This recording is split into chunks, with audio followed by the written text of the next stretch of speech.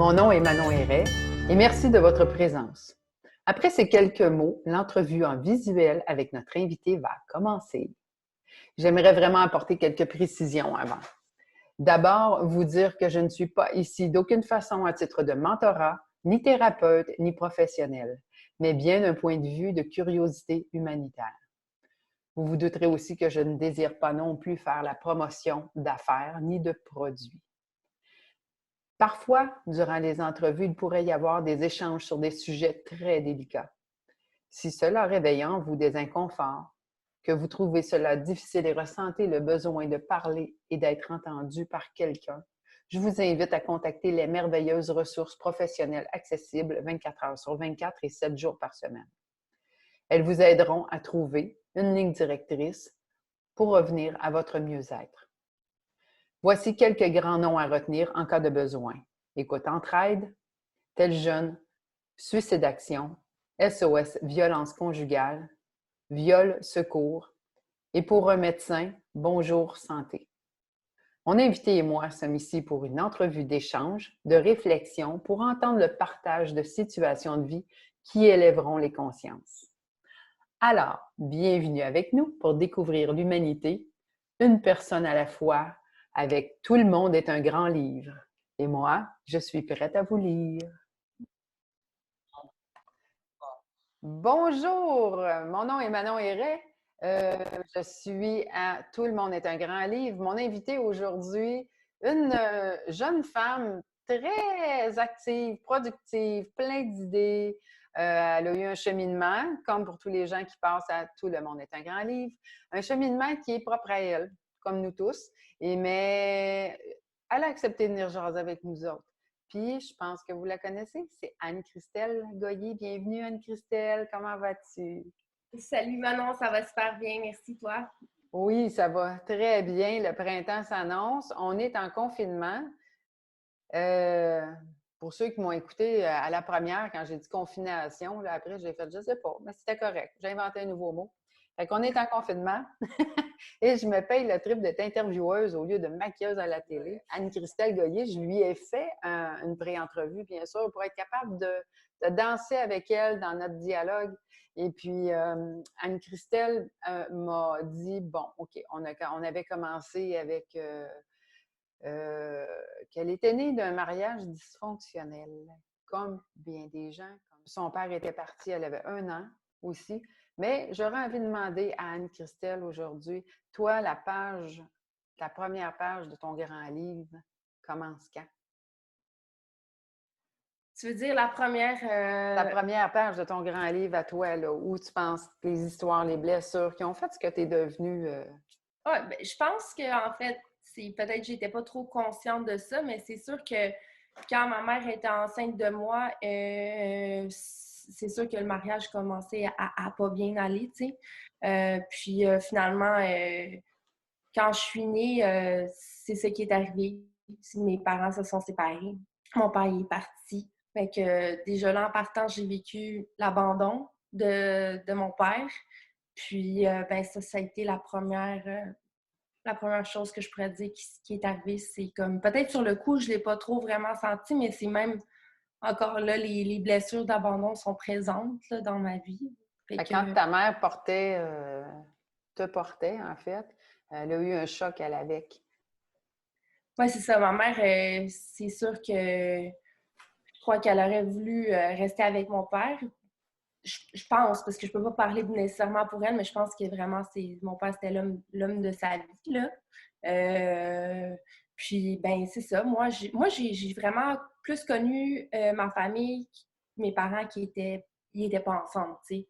Fait que c'était ma mère qui s'occupait de nous. Puis pour moi, aller chez mon père, c'était quelque chose que j'aimais pas trop, dans le fond, parce que je me sentais bien avec ma mère. C'était dans mes affaires, c'était là que je passais le plus de temps, que j'étais confortable. Mon père, il me faisait un peu peur, si tu veux.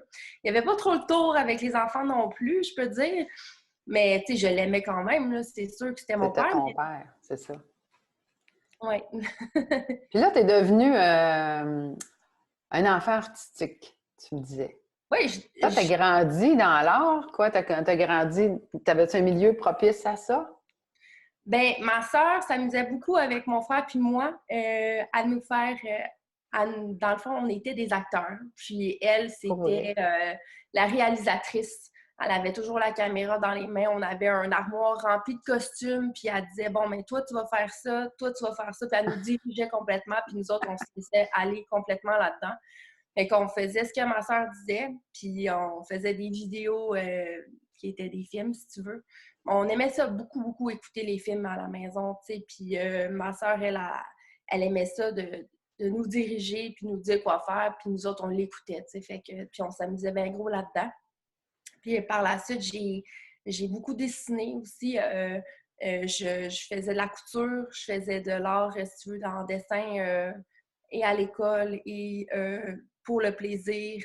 Je faisais des chandelles, je faisais tout ce qui était artistique. J'aimais vraiment ça, tu sais.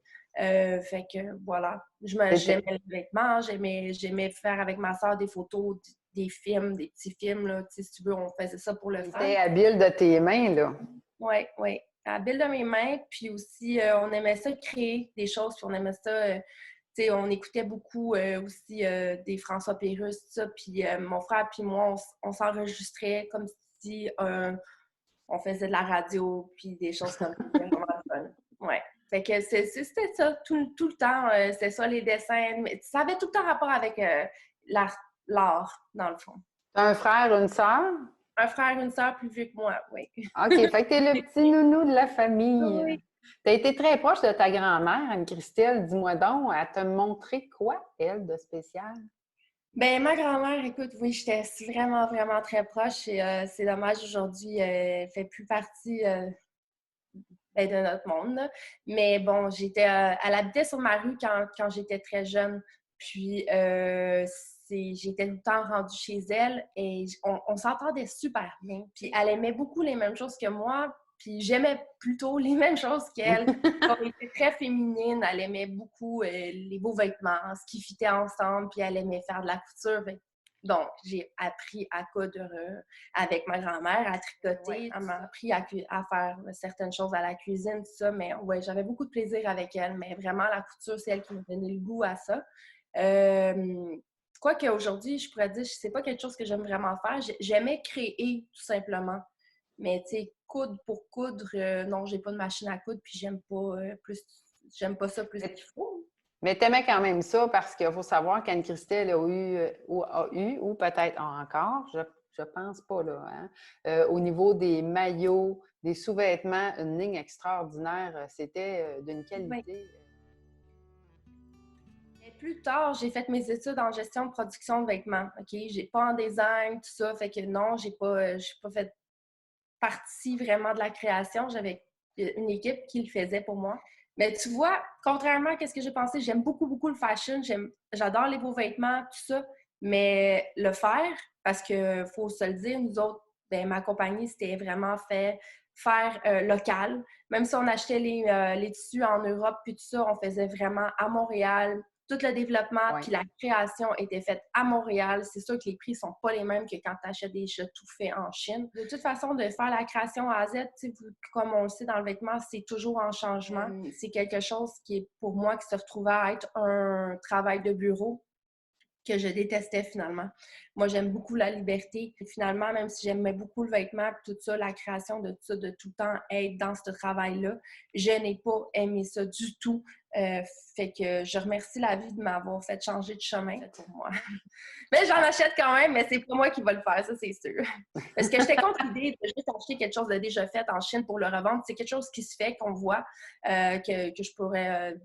il y a même des Québécois qui réussissent très bien. Ça aurait parfaitement fité présentement dans le acheter bleu. Hein? Oui. Mais même encore, parce qu'on va y revenir plus tard, mais Anne-Christelle a aussi sa ligne de parfum, là, qui sent bon, mais ça sent bon. Oui, j'aime ça, j'aime vraiment son odeur. Bref. Là aussi, c'est que là, il y a ta grand-mère qui t'apprend tout ça, et il arrive quelque chose aussi qui t'a quand même chamboulé. À 12 ans, ton père lève les feutres pour un autre monde aussi. Oui, effectivement. J'avais 12 ans et c'était le 13 février, la veille de la Saint-Valentin. Oh Mon my père a God. fait une crise cardiaque. C'était un homme super stressé, puis pour ceux qui le connaissent, en tout cas, il travaillait dans le domaine du pétrole. Il y avait plusieurs stations. C'était vraiment pas un très bon mode de vie de santé, on va se le dire. Il fumait 2 paquets de cigarettes par jour, puis aucun sport, puis il mangeait pas très bien là, tout le temps. Là. Fait que c'est ça. Avec le stress parmi tout ça, puis il y avait déjà des antécédents d'asthme, tout ça. Il nous a quittés. Oh my God. Ça a été très difficile. Ça a été comme le deuxième abandon que j'ai vécu d'un homme. De mon père, en plus. En fait, c'était pas l'homme qui abandonnait la jeune fille, c'était plus la vie qui faisait qu'il y a des circonstances d'abandon qui t'entouraient tout le temps venant de la même personne, c'est ça? Exactement. J'ai vécu des bons moments, si tu veux, avant qu'il parte, parce que on dirait, je sais pas si c'est vrai, mais en tout cas pour moi, ça l'a été, là. On dirait que les personnes, ils savent à quelque part là, que ça peut être fini, là. Même si ça arrive comme ça, d'un coup sec, on dit qu'on s'attend pas à ça, mais à quelque part, il y a des petites choses quand j'y repense que je me dis, on dirait qu'il savait. T'sais. Son âme le savait. Ouais. Son âme le savait, il se Il préparait. avait pris le temps de prendre du temps avec moi tout seul pour me parler des choses qu'il ne m'avait jamais parlé avant, probablement parce qu'il me trouvait trop jeune. Il l'a fait avec ma soeur, puis il l'a fait avec mon frère, puis avec ma mère. Il a pris du temps pour chacun avant de partir, tu sais. Puis même si on disait qu'il ne savait pas, mais peut-être que c'est juste moi qui peux penser comme ça, que ça peut me faire du bien à penser comme ça. Mais bon, fait qu'il nous a quittés, ça m'a fait... Moi, pendant que tu me parles, j'ai eu des petits frissons partout. Moi, il y a tout le temps un moment dans l'entrevue où j'ai des frissons. Là, ça en est. Juste pour te dire à quel point que je pense que même si je le voyais pas si souvent que ça, parce que je veux dire, mon père, je le voyais une fois ou 2 semaines. Tu sais, la fin de semaine, une fois par 2 semaines. Mais je connectais à lui bien gros parce que, premièrement, lui puis moi, on a la même numérologie. C'est quand même assez rare comme son père et sa fille, le père et sa fille qui ont la même numérologie. Fait qu'on avait certainement des choses en commun, là. Fait que je me retrouve beaucoup dans mon père, tout ça, puis j'aime, puis j'aimais, puis j'aime encore l'homme d'affaires qui était, même s'il a fait des choix que je ne suis pas tout le temps d'accord avec. Je pense qu'il a légué une partie de cette façon de faire-là à sa fille, hein, parce que tu es quand même une femme d'affaires aguerrie, je dirais. Merci. Mais en poursuivant ton cheminement, parce qu'on va y arriver aussi, vers 13-14 ans, bon, l'amour arrive dans ta vie et il se passe des affaires plates encore. Tu peux-tu nous en parler? C'est ça. Après que mon père soit parti, je pense que j'ai tombé, si tu veux, dans une phase... En plus, j'étais dans l'âge un petit peu bizarre, un peu dans l'adolescence, puis tout ça. Je veux essayer des nouvelles affaires, mais en même temps, je connais rien à la vie. J'ai commencé à essayer, si tu veux, fumer des joints, boire du vin. Mais bon, tout ça pour Comme bien des jeunes. Hein? Oui, mais en tout cas, je me pas avec les bonnes personnes ou quoi que ce soit, ou bien, j'étais simplement pas dans mon chemin. Mais c'est arrivé que j'étais dans la découverte de moi-même ou de certaines choses. Puis bon, il est arrivé que j'ai vécu un abus sexuel. Ça a été ma première relation, si tu veux, qui s'est passée de cette façon. C'est très dommage. Bon, je sais, par rapport à aujourd'hui, je me dis que c'est très plate. J'ai fait la paix avec ça aujourd'hui, mais tu sais, c'est comme, je m'en suis voulu pendant longtemps parce que souvent, quand on vit des abus quelconques, c'est souvent ce qui revient, en tout cas pour moi, ce qui est revenu, c'était la honte. Je me demandais si c'était de ma faute, tout ça. Avec le recul, je me dis, tu sais, j'avais pas 14 ans encore, puis ça veut dire 13 000. La personne en question a été beaucoup plus vieille, tu sais, fait que c'est quelque chose qui n'aurait jamais dû arriver, puis c'est regrettable, mais c'est vraiment comme avec le recul, puis avec les suivis que j'ai faits avec des psychologues, tout ça, ils m'ont fait comprendre que vraiment, en tant qu'enfant, j'avais pas à avoir honte de ça ou à m'en vouloir. Non. Parce que c'est quelque chose que, tu sais, ça doit pas arriver. T'sais. De toute façon, jamais, peu importe la situation, On a le droit de prendre le corps de quelqu'un sans son consentement. Il n'y en est pas question. Et puis, il y a encore moins lieu de se sentir sale. Et, tu sais, l'abus, ça se trouve être quelque chose que l'on subit et pas quelque chose qu'on a désiré. Ça prend des années après de travail, comme tu l'as fait. Et tu as eu un beau cheminement parce que tu es rendue une femme. Moi, je te connais personnellement, on s'est vu souvent. Tu es une femme qui est posée, tu es au one-mind track, tu sais où tu t'en vas, tu décides des choses et tu les fais. Tu sais ce qui est bon pour toi. Tu sais, j'ai beaucoup d'admiration pour la femme que tu deviens, que tu es et que tu deviens, considérant notre écart d'âge. Mais cela dit, si tu as fait ce travail-là, c'est merveilleux. Vous savez, vous avez entendu au début de l'entrevue, au montage, j'ai mis une portion qui n'avait pas d'image, hein, que c'est juste, je vous donne des numéros.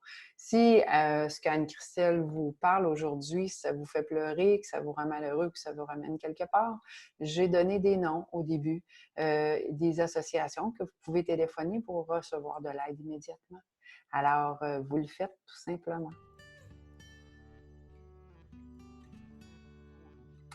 Et là, Anne-Christelle, t'es comme un cristal, je t'ai appelée Anne-Christelle. Ben non, je veux juste te dire, c'est gentil ce que tu fais en plus de ça, puis c'est vrai, puis il y en a des organisations, puis moi, ça m'a pris du temps avant d'appeler tout ça, mais je me suis dit qu'il y avait quelque chose qui revenait tout le temps dans ma vie qui était par rapport à ça, puis j'avais fait une croix là-dessus, je voulais pas en parler, je voulais rien dire, puis finalement, j'ai décidé d'appeler, puis j'ai fait un 6 ou je me souviens plus combien de semaines avec d'autres femmes qui ont vécu un peu le même sorte de choses, puis ça m'a vraiment aidé à me valoriser à m'aimer moi, puis à comprendre ce que c'était vraiment, puis comment que je voulais vivre pour le temps à venir. Ça t'a permis de le regarder d'une autre perspective qui n'était pas la tienne vue de l'intérieur, mais bien de l'extérieur, comme si tu étais témoin de ce genre d'incident-là. Fait que ça t'a permis d'avoir une autre vision sur toi-même.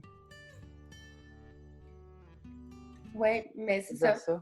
Puis de recevoir de l'aide, ça fait toujours du bien, mais c'est vrai que des fois, on se pose beaucoup de questions, mais c'est vraiment ce qu'il faut faire. Puis ton cheminement de vie après cet événement-là, tu continues, tu es une jeune adolescente, tu t'en viens vers 19 ans aussi, de 14 à 19. Ça n'a pas été très long, hein, mais tu as eu une période de drogue, comme tu m'expliquais, où tu as décidé de flyer. Là. Probablement qu'on comprend un peu pourquoi. Tu avais envie de t'évader. Puis, tu me dis, dans les passes de souffrance, ça me faisait du bien, ça m'apportait de la légèreté. Oui. Tu as passé ça. Puis après, ça a été quoi le cheminement? Là? On s'en va. Qu'est-ce que tu fais de bien dans ta vie après? Ben après, si tu veux, quand j'ai décidé de tout lâcher, ben tu sais, c'est sûr que j'ai eu des hauts, des bas, tout ça dans ma vie, puis c'est bien, tu sais, comme, je dis pas que c'est bien correct, mais regarde, ça fait partie de mon passé, puis je l'accepte. On est tous un grand livre. Oui, ça va peut-être être pour ça. Non, mais ce que je veux dire par là, c'est que à ce moment-là, je pensais, en tout cas, dans ma tête, ou peut-être que j'en avais vraiment besoin. Puis finalement, ben garde, par la suite, j'ai pris d'autres choix parce que j'avais envie de vivre ma vie vraiment à son plein potentiel. Puis je pense que avec l'auto-sabotage, parce que je peux l'appeler comme ça, je ne vivais pas ma vie à mon plein potentiel, puis je trouvais ça très plate, puis pas juste moi, le monde qui m'entourait aussi. Qu'est-ce que tu as fait pour le vivre à ton plein potentiel après? Ben c'est ça. Ta carrière s'est enclenchée, tu as eu une carrière particulière. En fait, pour commencer, après avoir fait mes études en gestion de production de vêtements, oui, j'ai parti ma compagnie de lingerie Maillot de Bain.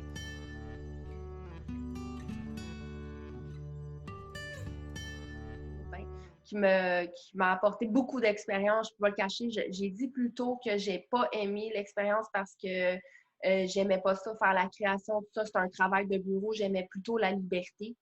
Fait que moi, je me suis rendu compte qu'en la partant à cette compagnie-là, j'avais aussi beaucoup d'occasions qui se présentaient à moi pour la télévision, faire des apparitions à la télévision dans les films, pour des publicités quelconques. J'ai fait plusieurs apparitions dans des magazines aussi.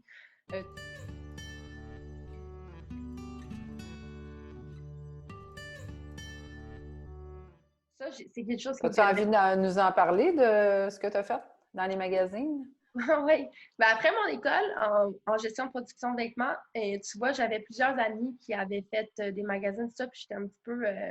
J'étais comme, pourquoi pas moi, tu sais, tout ça, parce que moi, j'étais encore à l'école, tout le monde avait abandonné ça, l'école, tu sais. Fait que là, moi, j'avais pas beaucoup de temps, tu sais, j'étais tout le temps là, fait que c'est ça.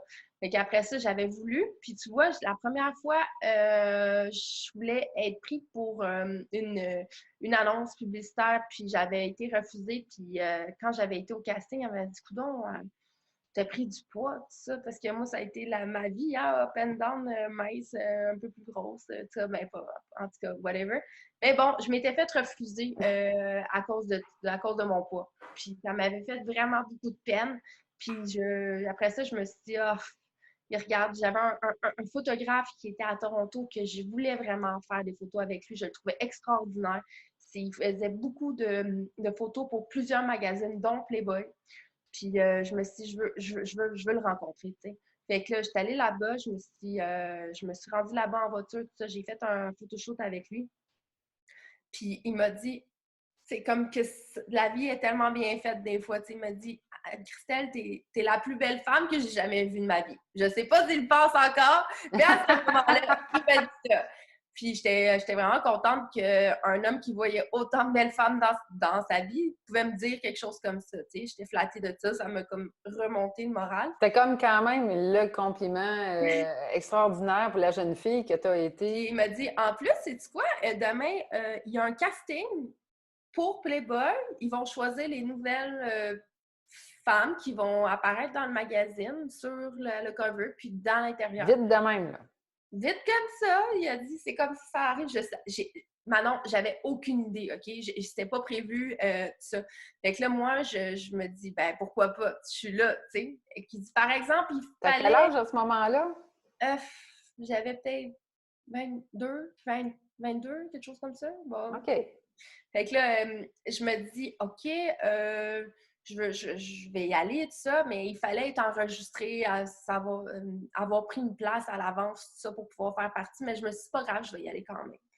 J'arrive là-bas, comme de fait, ils disent, OK, c'est quoi votre nom? Il faut que vous soyez dans la liste, tout ça, avec votre carte d'identité pour savoir si vous avez plus de 18 ans. Puis l'éditeur en chef, il était juste en arrière des demoiselles qui demandaient nos cartes, tout ça. Puis là, j'étais en train d'expliquer que je n'avais pas ma place aujourd'hui, que je venais juste comme ça, voir s'il pouvait me prendre, tu sais. Puis il était là, puis il a dit oui. Puis il m'a dit oui tout de suite, puis il a commencé à me suivre partout. Est-ce que, dans le fond, j'allais pour faire mon audition? Puis à chaque chose qu'il faisait, tu sais, je voyais qu'il me trouvait de son goût, tu sais. Il y avait une attirance probablement aussi pécuniaire du fait que c'est un magazine qui vend, puis on ne choisit pas n'importe qui. Elle a le look, on la suit partout. Ben, d'après moi, c'est ça qui doit être dit dans sa tête, parce que par la suite, ce que je sais, c'est que moi, on me dit, si vous êtes sélectionné, vous allez le savoir dans 2 mois. Puis, c'est ça. Fait que là, moi, je suis, 2 mois, c'est long, tu sais. Fait que là, après la première entrevue, si tu veux, casting, photo, tout ça, qu'est-ce qu'ils me font faire. Alors, je me souviens de son nom encore, il s'appelle Jeff. Puis, il me dit, bienvenue dans la famille Playboy, puis il me prend la main en me disant ça, tu sais. Fait que moi, je suis déjà, tu sais. Fait que là, il m'invite le soir à aller manger avec eux. Sur place, là? Sur place. OK, 2 mois, toi, non, c'était pas ça, là, c'est... Non, j'ai pas attendu 2 mois, je trouvais ça long. Dans ma tête, j'avais dit, comment ça, c'est long de même? Puis là, ils m'ont dit, tout de suite, tu vas le savoir. Fait que là, ben, et le soir, il m'a dit, viens-t'en, il y a d'autres playmates, on va tous manger au restaurant ensemble, je t'invite. Ben oui. Fait que je m'en vais là-bas, et je mange avec eux, tout ça. Je reviens. Moi, je me dis, oh, je vais être dans le magazine, tu sais, dans le milieu ou whatever, tu sais ce que c'est. Fait que je reviens, puis dans ma voiture, j'appelle ma soeur, puis j'ai dit, Mel, parce que je voulais pas, dans ce temps-là, je voulais pas dire ça à ma mère, tu sais. Fait que, ma soeur, Mel, je viens juste de me faire dire que je vais être dans le Playboy, puis tout ça. Là, elle dit, ah, elle dit, fait que ça veut dire que tu aurais peut-être des chances de faire le cover du magazine. Là, moi, j'ai pas dit ça, là.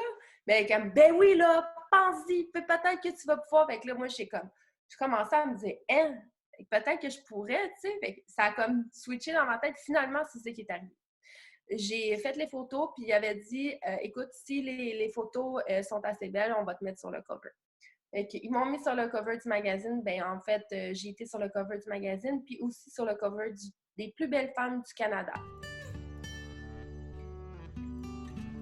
Le calendrier, mais j'ai fait beaucoup d'intérieur aussi. Bon, Il faut savoir qu'avant Playboy aussi, tu avais acquis une expérience qui était quand même pas négligeable de photos. On va dire, moi j'aime bien dire pas érotique, c'était pas des photos érotiques, c'était des photos glamour sensuelles.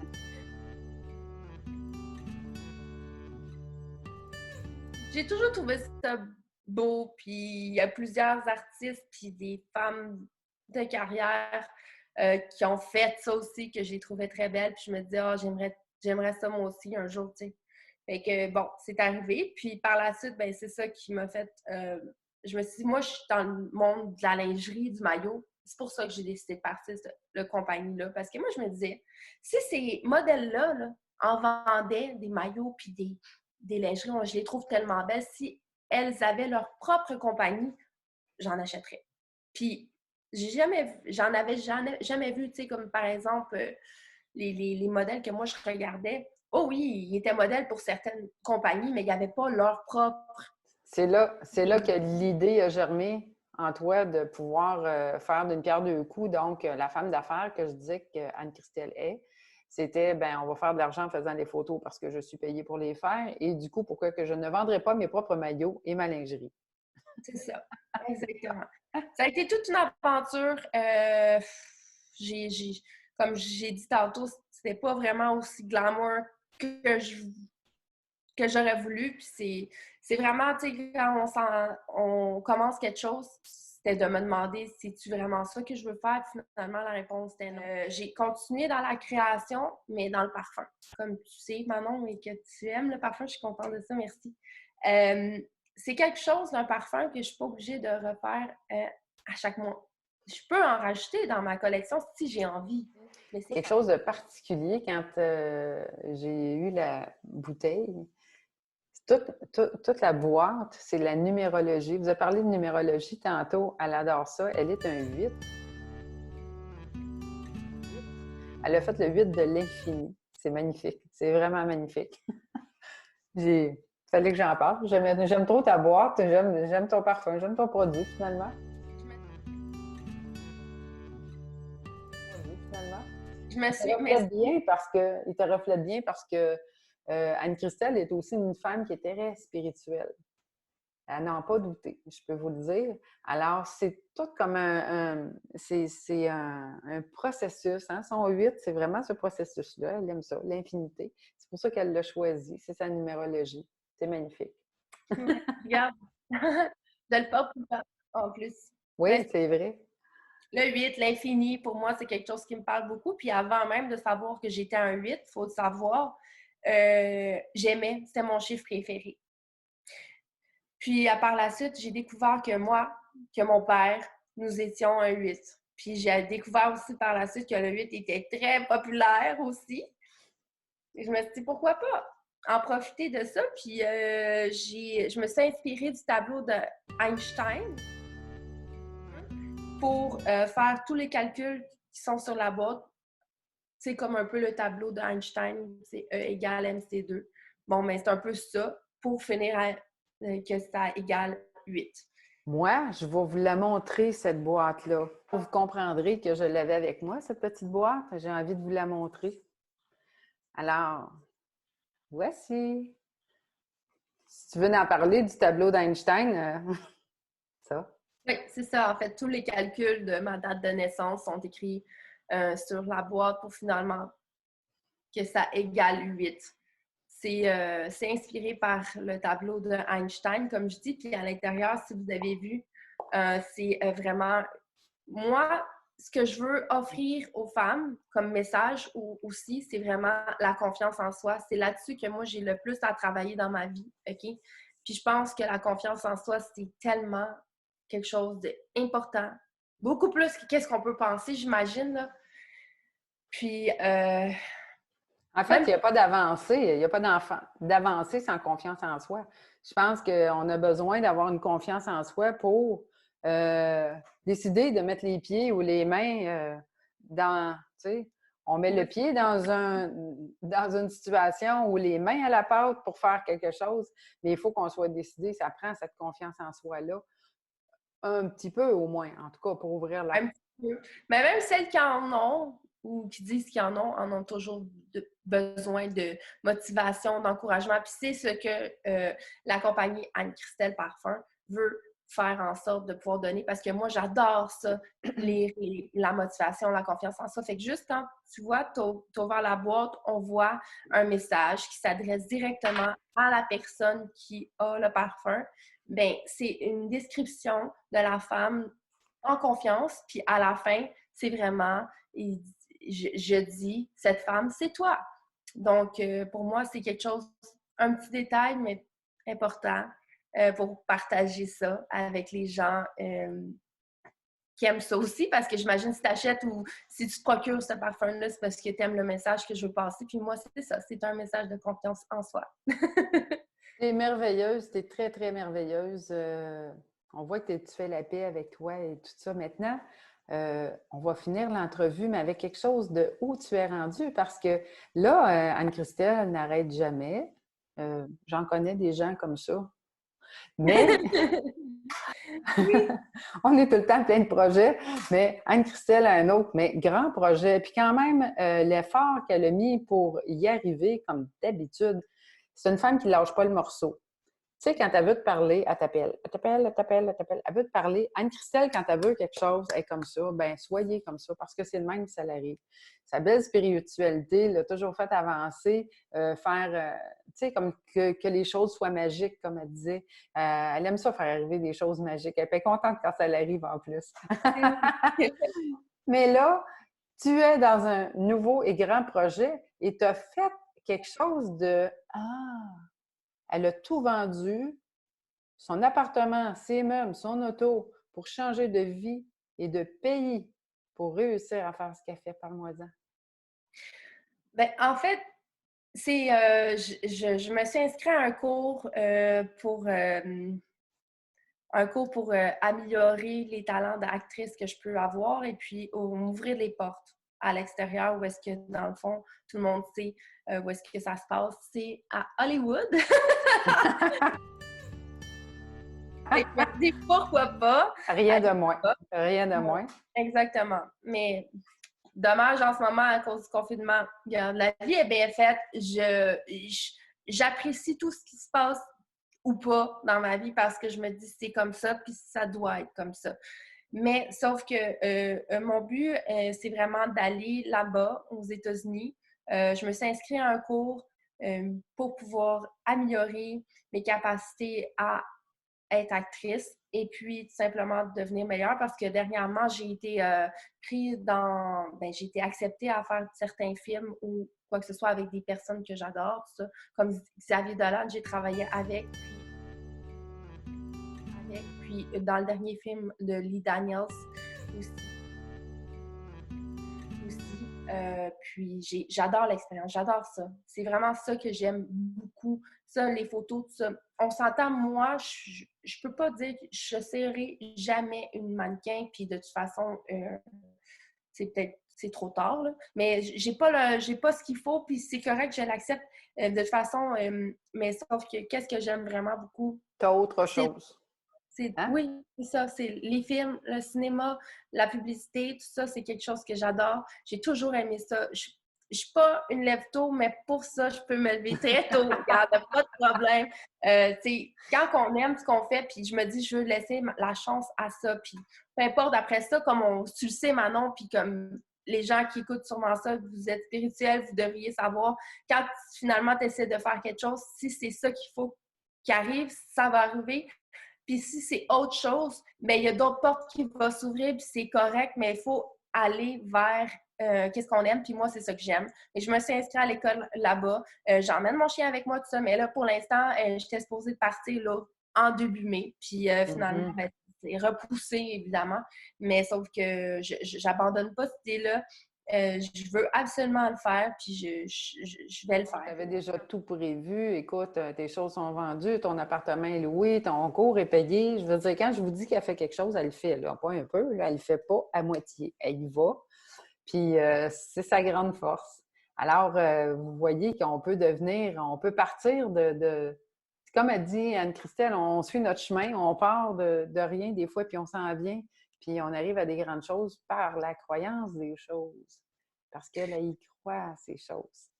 Oui, bien c'est ça. Faut croire en soi, mais je te dis, là, depuis que je me suis centrée, tout ça, que j'essaie de vraiment prendre soin de moi, d'écouter vraiment la personne que je suis, d'avoir le plus possible confiance en moi, mais c'est pas toujours facile.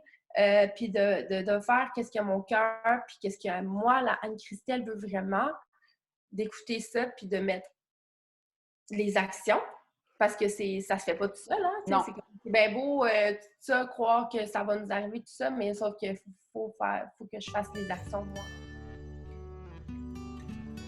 Je mets en place des choses, puis oui, ça Là, prend du temps. ce que je pourrais dire, c'est que ce que j'entends, en tout cas, c'est que tu as une ligne directrice, tu as un mot directeur. Ton mot directeur de vie, ça serait lequel? La confiance. C'est ça. C'est ça, ouais. Ouais, Parce avec la qu'on confiance, là, puis regarde, j'en ai tellement manqué là, dans ma vie, là. Il est temps, juste temps que ça soit... Puis il y a le monde, peut-être, qui connaissent ou ne connaissent pas, ils vont faire « Oh mon Dieu, on n'aurait pas pensé ça, mais oui! » Puis vraiment, c'est ça que je pense que j'ai à travailler le plus pour ça que je veux le partager. Fait que le mot, c'est confiance. Je te remercie pour ta belle générosité dans l'entrevue de parler. C'est pas facile de nous avoir parlé de tout ce que tu nous as partagé. Puis si on peut grandir un humain à la fois comme ça en prenant conscience, ben c'est ça qui est merveilleux. Puis là-dessus, ben je te dis un beau merci Anne-Christelle. Merci d'avoir été avec nous. Merci Manon. Bonne journée. Toi aussi.